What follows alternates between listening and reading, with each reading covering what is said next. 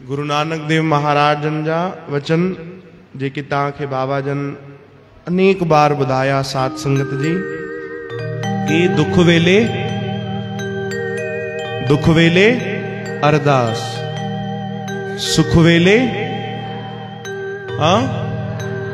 शुक्राना और हर वेले सुमिरन। अगर कोई इन टिनि वचनन जो पालन करे केवल बस दुख में भगवान के असां हलो अरदास कंदा आहियूं, जरूर कंदा आहियूं, है न। दुख ईंदो आहे तॾहिं त भगवान जी याद ईंदी आहे, परमात्मा जी, सतगुरनि जी।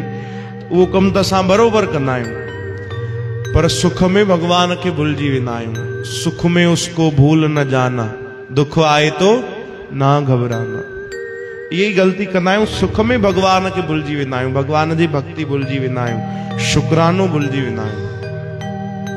दुख में बराबर याद हूंदी आहे भगवान जी, दुख में असां चाहे करे भी भगवान के नथा भुलिजी सघूं। भाई चओ हरे राम। छो जो पहिरियों ध्यानु भगवान ॾेई वेंदो आहे, भगवान मूंसां ईअं छो कयो, या भगवान मूंखे ये दुख छो ॾेखारियो। दुख वेले अरदास, सुख वेले शुक्राना।